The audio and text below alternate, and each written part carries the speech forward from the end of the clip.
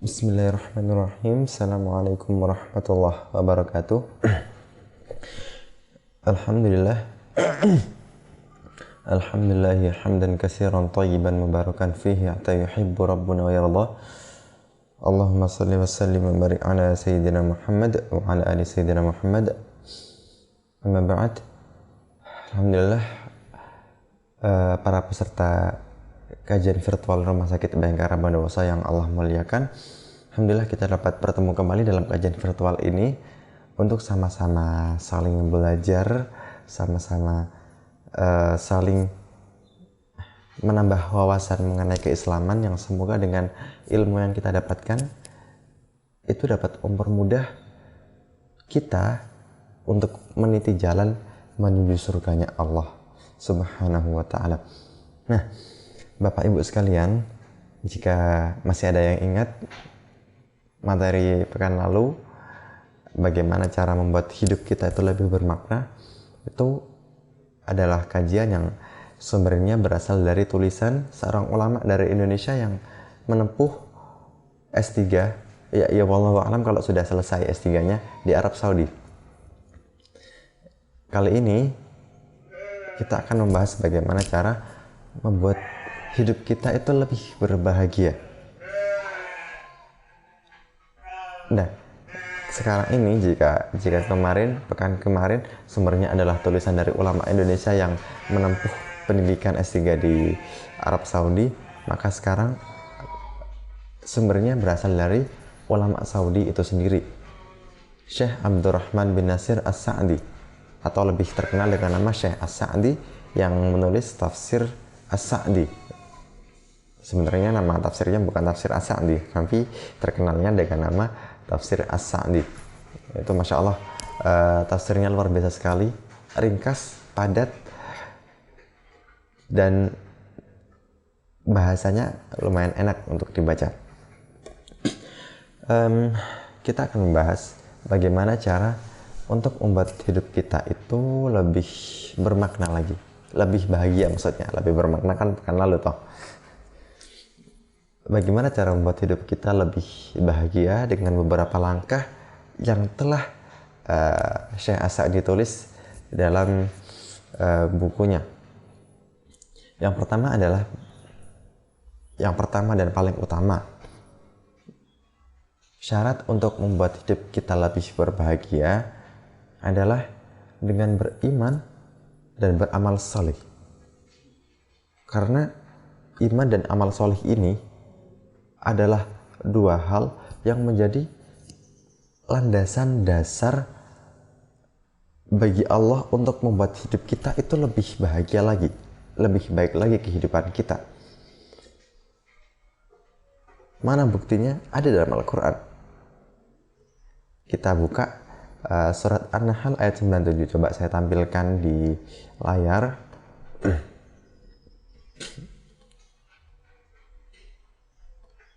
Nah, An-Nahl ayat 97. Man amila shaliha min dzakarin aw unsa wa huwa mu'min. Jadi barang siapa seseorang yang dia itu memiliki amal-amal yang baik, amal solih, entah dia laki-laki maupun perempuan, wa huwa mu'min, dan dia itu adalah orang yang beriman, falanuhyiyannahu hayatan thayyibah, maka kami pakai kata sungguh loh di sini. Sungguh akan memberikan dia kehidupan yang baik. Walanajziyannahum ajrahum bi ahsani ma kanu ya'malun, dan kami, kata Allah, akan membalas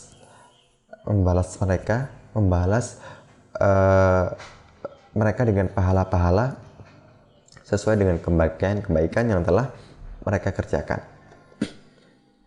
Syaratnya beriman dan beramal solih.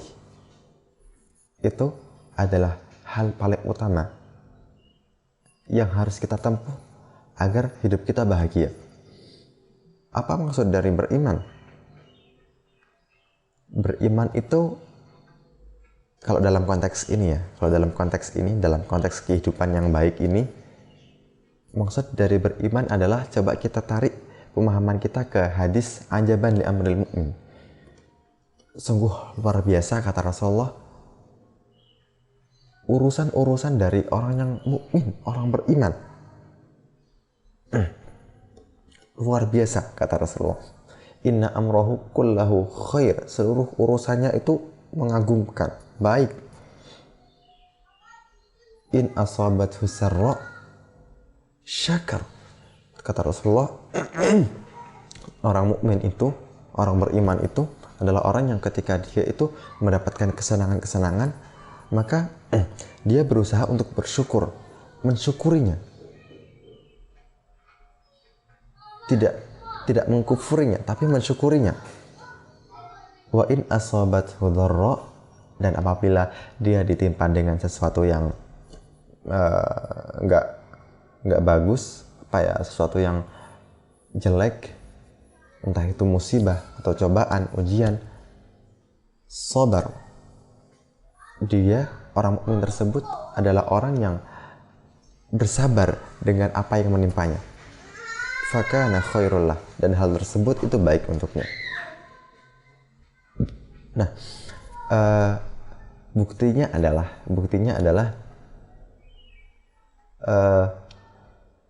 mari kita tarik contoh dari koruptor misalkan. Dari koruptor. Kita tahu pejabat-pejabat yang korup tersebut pasti memiliki gaji yang sangat tinggi. Bukan hanya gaji, tapi tunjangannya juga tinggi.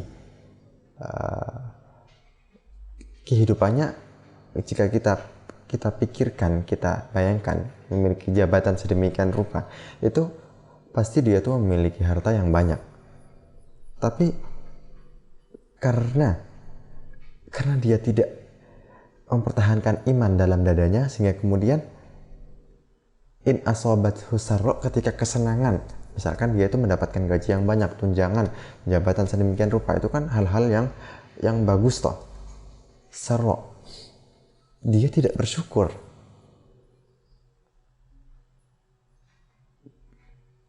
Yang ada justru entah ya karena tidak tahu juga dengan jalan pikiran mereka seperti gimana, tapi saya yakin perilaku korup itu muncul karena kurangnya syukur. Dapat kebaikan, tidak bisa bersyukur, hingga kemudian ingin lebih lagi, berusaha untuk mendapatkan lebih lagi. Wa in asabathu dharra, dan ketika dia dapat kesusahan, dia nggak bisa sabar. Dapat kesusahan, pengennya menyelesaikannya dengan cara yang cepat, hingga kemudian cara-cara tersebut dia tempuh dengan cara-cara yang nggak benar. Karena korupsi itu biasanya temannya kolusi dan nepotisme. Jadi karena nggak sabar, bisa jadi kemudian dia melakukan kolusi atau nepotisme. Karena nggak sabar dengan sesuatu hal yang menimpanya, dia jadinya korupsi agar bisa cepat menyelesaikan masalahnya. Yang ada dia mendapatkan harta, tapi kehidupannya tidak tenang. Dia tidak memiliki penghidupan dan kehidupan yang baik. Hidupnya was-was, penuh dengan rasa teror, takut, tidur tidak nyenyak, makan tidak enak, dikejar di mana-mana. Belum jika dia tertangkap. Kalau tertangkap, pasti dia bukan cuma akan dihukum, namun juga akan mendapatkan malu, baik dirinya dan keluarganya. Nah, gara-gara kemudian dia tidak beriman, itu kehidupannya tidak baik. Allah tidak memberikan dia kehidupan yang baik. Secara materi mungkin baik, tapi secara ruhani tidak tenang dia.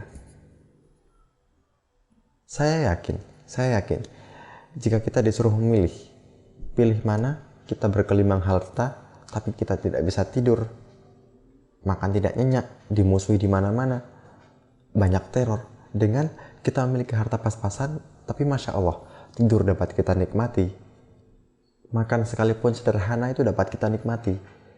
Kita punya lingkungan yang baik, tetangga yang baik, saudara yang baik. Kita dapat berbahagia tiap hari. Kita tidak diteror di mana-mana. Keluarga kita tidak ada peluang untuk akan dipermalukan oleh masyarakat. Saya yakin kita pasti akan memilih pilihan yang kedua. Sekalipun itu dari segi harta, dari sudut pandang materi, kurang menjanjikan jika dibandingkan dengan yang pertama. Tapi jika kita menjalaninya dengan iman, yang mana iman tersebut jika dalam konteks ini kita ambil dari hadis bahwasanya orang yang mukmin adalah orang yang ketika dapat kesenangan dia bersyukur, dapat kesusahan dia bersabar. Gak cuma beriman tapi juga mengerjakan amal salih. Maka janji Allah, falanuhyiyannahu hayatan thayyibah. Kami, kata Allah, akan memberinya kehidupan yang baik. Hidupnya akan bahagia. Tuh. Ingin toh hidup bahagia. Makanya mari kita coba untuk melaksanakan konsep iman yang ini. Kalau dapat kesenangan, kita coba untuk bersyukur. Sekalipun kesenangan tersebut adalah kesenangan yang kecil. Mensyukuri hal-hal yang kecil, karena orang yang kalau dia itu nggak bisa mensyukuri hal kecil, dia nggak akan bisa mensyukuri hal yang besar. Dan jika dapat musibah, dapat masalah, bersabar. Selain itu, selain beriman, beramal solih. Saya punya saudara yang sampai sekarang saya itu sebenarnya nggak tahu dia itu kerja apa, karena saking serabutannya. Istrinya jualan cilok hanya di sore hari saja. Sederhana, sangat sederhana sekali. Hidupnya pas-pasan. Tapi karena mereka beriman, mereka mensyukuri nikmat yang mereka terima dan sabar dengan kondisi mereka, dan juga beramal solih. Ya, saya tahu beramal soleh karena istrinya sangat suka sekali membantu tetangga, dan yang suami itu Masya Allah,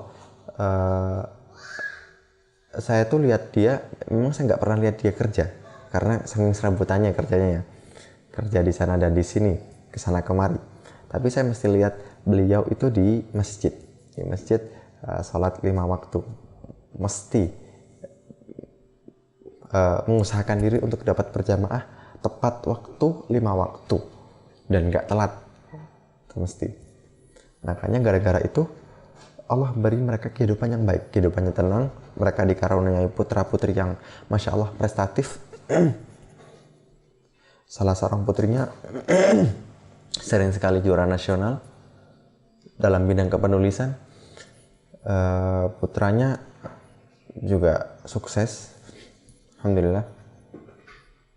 Dan gara-gara kesuksesan putra-putrinya tersebut, selain mereka sudah sebelumnya Allah beri kehidupan yang baik, kehidupan yang tenang, putra-putrinya Allah jadikan orang-orang yang sukses, maka kesuksesan putra-putrinya itu dapat mengangkat harkat, derajat, dan martabat dari ayah ibunya tersebut. Dan kemudian kehidupannya dapat lebih baik lagi. Yang pertama dan paling utama apa? Beriman dan beramal solih. Dan semoga kita dapat menjadi orang-orang yang menerapkannya, sehingga kemudian Allah jadikan hidup kita sebagaimana janji Allah dalam ayat An-Nahl ayat 97 tadi, falanuhyiyannahu hayatan thayyibah. Kami sungguh akan menjadikan kehidupannya menjadi kehidupan yang baik. Itu kata Allah.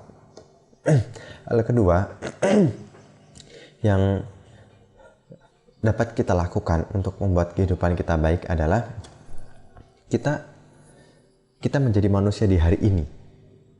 Maksudnya menjadi manusia di hari ini adalah jangan sampai hari kemarin itu membawa kesedihan yang dapat merusak hari ini. Dan jangan sampai pikiran kita untuk masa depan itu juga merusak diri kita di hari ini. Kita harus menjadi orang yang di hari ini itu sangat dapat memaksimalkan diri kita, memusatkan diri kita, memusatkan pikiran kita untuk menjalani kehidupan yang baik di hari ini.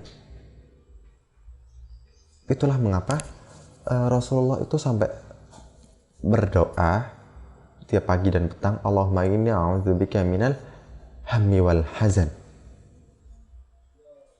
Sebenarnya doanya agak panjang ya. Allahumma inni a'udzubika minal hammi wal hazan wa a'udzubika minal ajzi wal kasal wa a'udzubika minal jubni wal bukhl wa a'udzubika min ghalabatid daini wa qahrir rijal. Tapi potongan pertamanya adalah Allahumma inni a'udzubika minal hammi wal hazan. Ya Allah, sungguh aku berlindung kepadamu dari ham.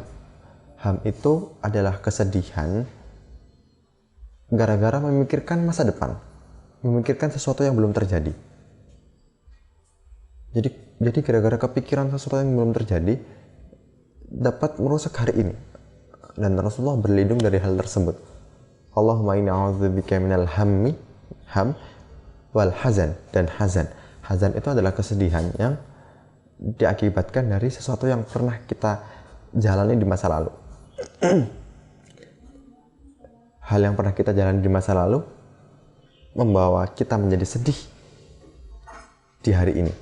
Wah, itu yang jangan sampai kita itu menjadi manusia yang bisa terbawa kesedihan gara-gara masa lalu dan memikirkan masa depan. Bahkan Rasulullah juga bersabda, ihris ala ma yanfa'uk, bersungguh-sungguhlah untuk mencari sesuatu yang bermanfaat untukmu. Wasta'in billah, dan minta tolonglah pada Allah. Wala ta'jas, dan janganlah kalian itu menjadi orang yang lemah hati, hatinya lemah. Dan wa in asabaka syai'un, dan jika ada sesuatu yang menimpa kita, fala taqul, Rasulullah sampai bilang, jangan sekali-kali bilang lau anni fa'altu kadza kana kadza wa kadza, lau anni fa'altu kana kadza wa kadza. Jadi kalau kita itu dapat sesuatu yang gak enak gitu ya, dapat musibah lah, ujian atau cobaan, jangan sampai, Rasulullah berpesan pada kita, jangan sampai kita itu menjadi pribadi yang sampai mengatakan lau anni fa'altu kana kadza wa kadza, kalau saja aku mengerjakan ini begini dan begitu, kalau saja kamu begitu, kalau saja kamu tidak begitu. Jadi Rasulullah melarang kita dari sikap seperti itu. Namun dijelaskan lagi oleh para ulama bahwasanya yang dimaksud dengan tidak boleh berandai-andai itu, andai kamu kemarin begini, andai kamu kemarin begitu, adalah perandaian yang itu menyelisihi kodrat ilahi, menyalahkan kodrat ilahi. Tapi jika niatnya adalah untuk mengajari agar tidak sampai terjadi lagi ke depannya, atau untuk preventif, untuk waspada, maka tidak mengapa. Yang tidak boleh adalah benar-benar menyalahkan, murni menyalahkan, tidak ada niat untuk mengajari. Benar-benar ingin menyalahkan sesuatu atau seseorang atau suatu keadaan hanya untuk melampiaskan kekesalan kita. Gara-gara kamu nggak nutup pintu tadi malam, jadinya rumah kita kemalingan. Jika ucapan tersebut ya kita pasti sering mengucapkan andai begini, andai begitu. Tapi jika niatnya adalah niat untuk menyalahkan kodrat ilahi, apalagi hanya untuk mempermalukan seseorang atas keadaan yang menimpanya gara-gara sesuatu hal yang tidak dia kerjakan atau sesuatu hal yang dia kerjakan, wah itu yang tidak boleh. Tapi jika untuk agar lebih waspada lagi, untuk pelajaran, untuk tindakan preventif, maka masih diperbolehkan. Wallahu a'lam. Mengenai hukumnya saya juga masih kurang begitu mendalami. Yang jelas mari kita hindari itu, kita manusia di hari ini, ihris ala ma yanfa'uk, kata Rasulullah, berusahalah untuk mencari, mendapatkan apa yang bermanfaat untuk kita. Wasta'in billah, dan jangan lupa untuk minta tolong pada Allah, berdoa pada Allah. Wala ta'jas, dan jangan kalian itu, kita, menjadi manusia-manusia yang hatinya lemah. Dinasihatin dikit, baper. Dikasih tahu dikit, marah. Jangan sampai kita menjadi orang yang hatinya lemah seperti itu.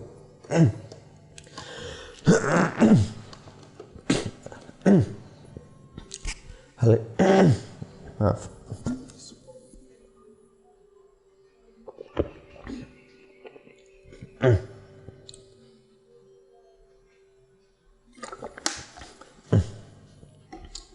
Hal selanjutnya yang dapat kita lakukan untuk agar hidup kita itu lebih berbahagia adalah membiasakan diri kita itu senantiasa menyebut nikmat Allah.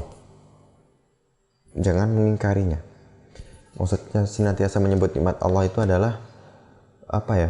Jika dalam surat Ad-Duha, wa amma bi ni'mati rabbika fahaddits.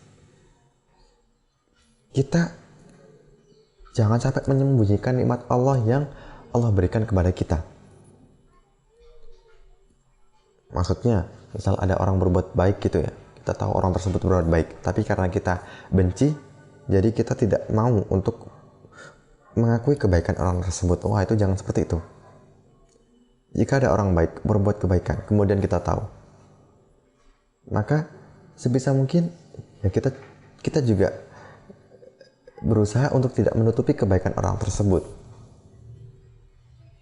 Misal teman kerja gitu ya, teman kerja prestasinya bagus, kemudian pekerjaannya selalu bagus, tapi ada satu hal yang membuat kita gak suka padanya, gara-gara mungkin kita pernah dia nasihati gitu, kemudian kita baper misalkan begitu, hingga kemudian kita gak suka padanya. Kemudian suatu hari dia itu melakukan suatu prestasi yang itu ternyata tidak ada yang tahu. Orang-orang tahunya malah hal buruknya. Misal dia sudah menuntaskan tugas tepat waktu, tugas yang sangat berat tepat waktu, tapi gara-gara dia memecahkan pot di perusahaan misalkan. Jadi orang-orang tidak tahu dia telah menyelesaikan tugas yang sangat berat tepat waktu. Yang orang-orang tahu dia itu memecahkan pot. Kita tahu itu. Kita tahu bahwasanya dia telah menyelesaikan tugas yang berat. Maka salah satu bentuk manifestasi dari kita itu menyebut nikmat Allah adalah ya kita tidak berusaha untuk menutupi kebaikannya. Kita bilang kepada orang-orang, oh itu dia tuh sebenarnya nggak sengaja mecahin pot. Bahkan dia sebenarnya telah melakukan tugas-tugas yang baik, yang berat sekali, yang kita tidak mampu untuk mengerjakannya. Misal seperti itu. Dan banyak lainnya. Banyak nikmat Allah yang perlu kita itu untuk syukuri. Kita beritahukan kepada orang-orang.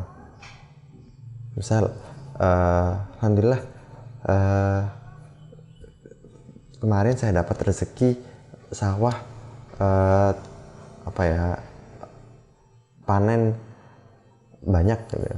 Hasilnya banyak, maka sebagai bentuk dari saya mensyukurinya, ini Pak Haji, misalkan kita berbicara kepada takmir masjid, ini Pak Haji, saya bersedekah kepada masjid untuk pembangunan kamar mandi putri, misalkan seperti itu. Jadi senantiasakan diri untuk memperbanyak menyebut nikmat yang telah Allah berikan kepada kita. Rasulullah juga bersabda, orang itu kalau dia tuh nggak bisa bersyukur akan sesuatu yang kecil, maka dia itu nggak bisa bersyukur akan hal yang besar. Akan susah untuk mendapatkan hal-hal yang besar. Orang itu kalau nggak bisa bersyukur kepada manusia, maka sungguh dia itu sebenarnya nggak bisa bersyukur pada Allah. Jika dia belum bersyukur pada manusia, maka senantiasakan diri untuk memperbanyak nikmat Allah bersyukur atas nikmat Allah, berterima kasih kepada manusia, dan berterima kasih kepada Allah atas nikmat-nikmat yang telah Allah berikan kepada kita. Kemudian hal selanjutnya yang dapat kita lakukan agar kita itu bisa menjadi manusia yang dapat hidup lebih berbahagia lagi dalam hidup ini, memiliki kehidupan yang lebih baik lagi, adalah dengan memperbanyak doa Rasulullah yang satu ini. Jadi Syekh As-Sa'di itu memilih doa ini. Doanya adalah, sebentar ya, coba saya tampilkan.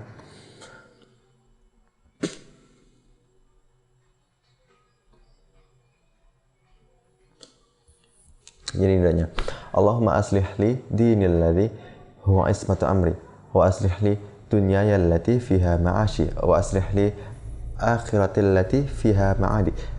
Saya tidak biasa berdoa yang memakai dhamir ya ini, tapi saya biasanya doa memakai dhamirna agar lebih menyeluruh lagi cakupannya. Kalau ini kan doanya untuk diri sendiri, ya Allah perbaikilah agamaku. Tapi saya biasanya doanya Allahumma aslih lana dinana alladzi huwa ismatu amrina wa aslih lana dunyana alladzi fi ama'ashuna wa aslih lana akhiratana alladzi fi ama'aduna, dan seterusnya. Doa ini insyaallah doanya sahih. Monggo bisa dihafalkan kemudian dibaca tiap hari. Masya Allah, doanya luar biasa sekali. Doa dunia akhirat. Jadi doa agar Allah memperbaiki agama kita, doa agar Allah memperbaiki ma'isyah kita, pekerjaan kita, doa agar Allah itu juga memperbaiki amal-amal yang dapat mempermudah kita nanti di akhirat. Doa yang sangat luar biasa sekali. Jadi doanya syamil, menyeluruh. Dunia dapat, akhirat dapat, agama dapat, kemudian kemanfaatan di dunia dapat, bahkan kematian pun dalam doa ini tuh punya manfaat ternyata. Wa ja'al mauta rahatan lana min kulli syarr. Jadikanlah kematian itu sebagai momen kita selesai melakukan keburukan gitu. Itu kan Masya Allah bagus sekali doanya. Jadikanlah kematianku sebagai momen di mana aku itu selesai keburukanku. Doa lainnya yang dapat kita amalkan dari Rasulullah adalah yang satu ini. Nah, ini doanya pendek, ya hayyun ya qayyum bi rahmatika astaghits aslih li sya'ni kullah wa la takilni ila nafsi tarfata ain. Ini Masya Allah doanya sangat luar biasa sekali, agar Allah itu benar-benar membantu kita dalam setiap apa yang kita kerjakan, tidak ditinggalkan oleh Allah sekejap mata pun. Jadi ini doanya Rasulullah meminta agar Allah itu tidak meninggalkannya sekejap mata pun. Jangan sampai ditinggalkan sekejap mata pun. Dan Rasulullah meminta agar seluruh urusannya Allah urus. Ini Masya Allah. Jadi doa ini doa yang sangat menenangkan sekali ketika kita gundah, ketika kita resah, ketika kita punya masalah.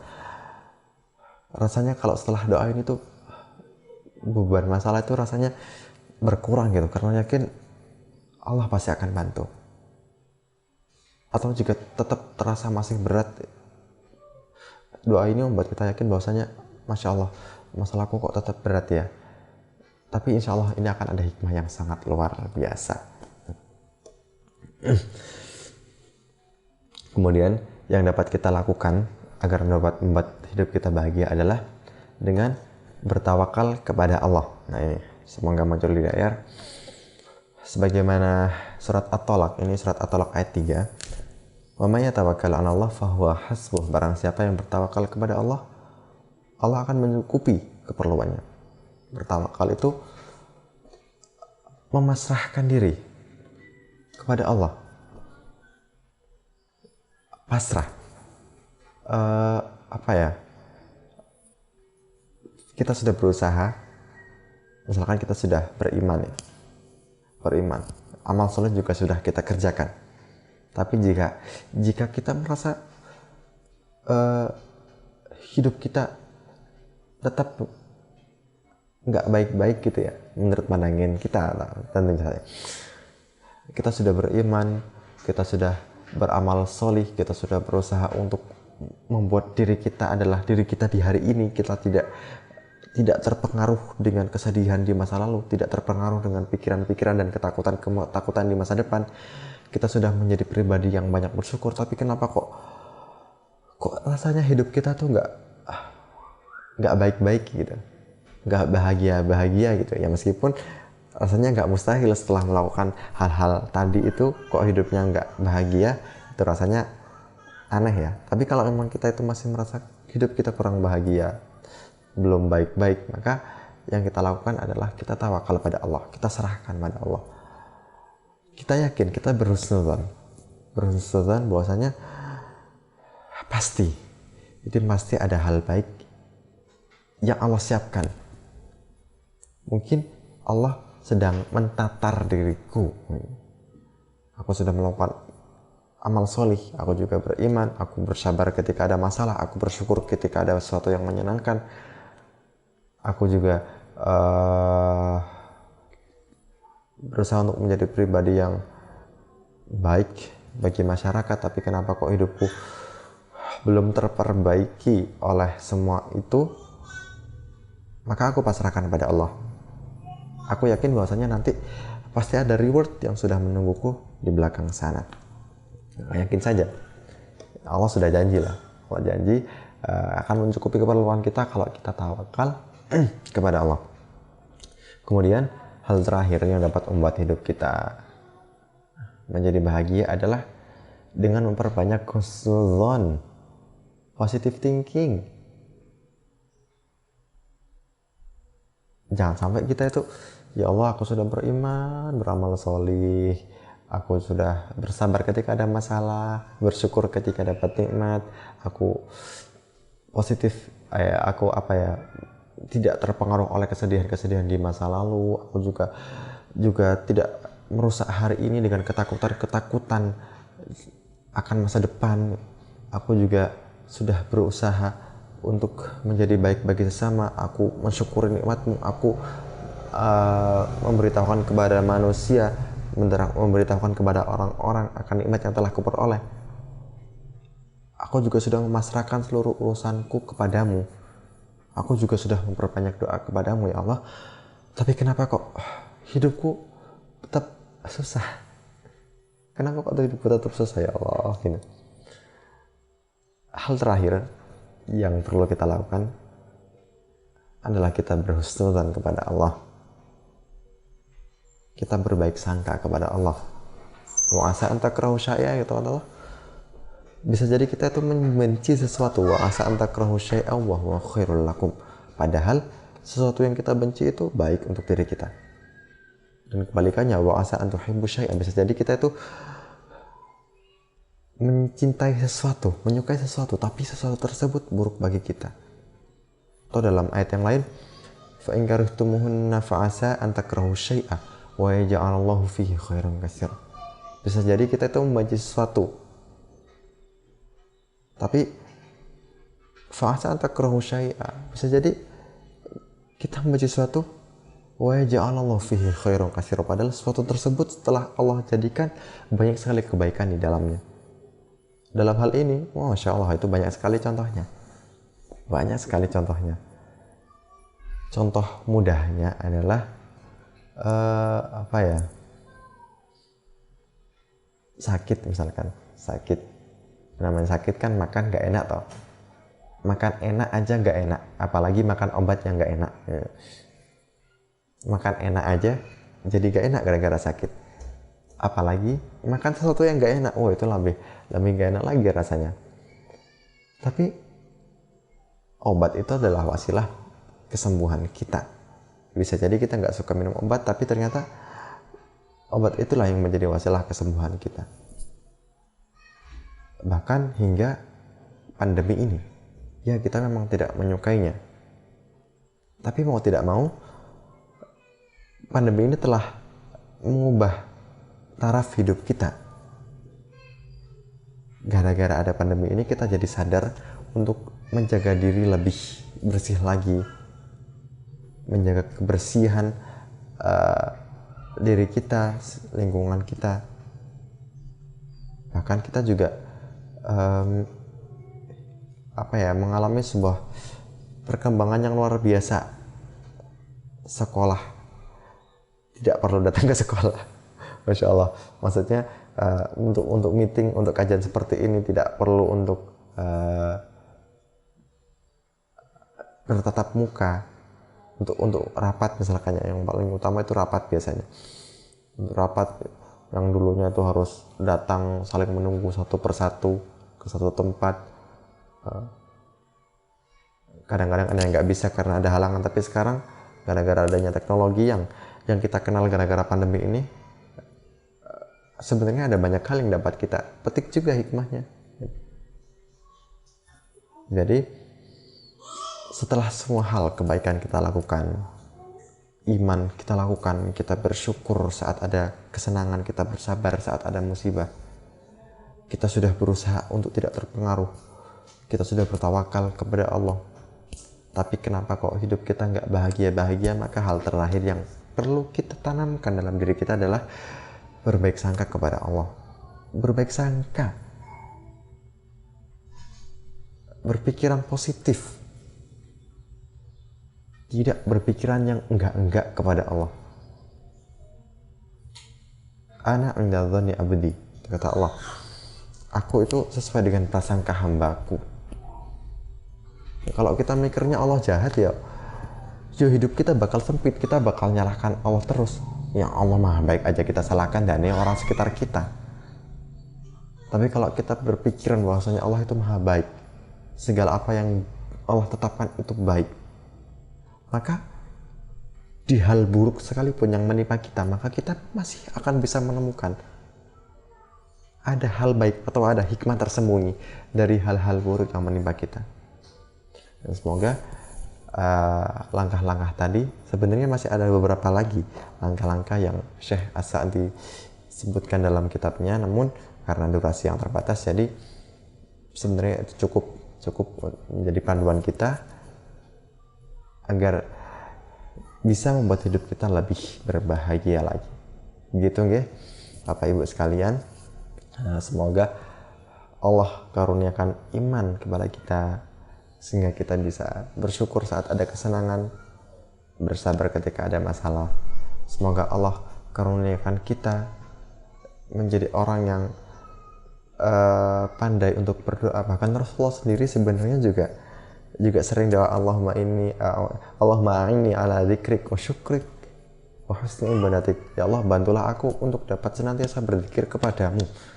Bantulah aku agar aku itu senantiasa dapat bersyukur kepadamu. Itu Rasulullah doanya kayak gitu. Maka kita sebagai manusia yang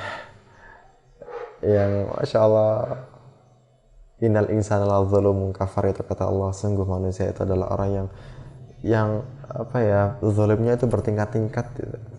Dan kafar itu ingkar terhadap nikmat, dan ingkarnya bukan cuma sekali, berkali-kali. Kafar itu bertingkat-tingkat ingkar terhadap nikmat-nikmat yang Allah berikan.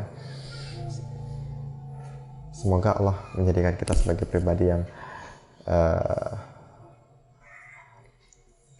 bisa sering bersyukur, dengan mudah bersyukur, dengan mudah bersabar, kemudian beramal solih, yang kemudian Allah berikan hidup kita dan jadikan hidup kita menjadi hidup yang lebih baik lagi, menjadi hidup yang lebih berbahagia lagi.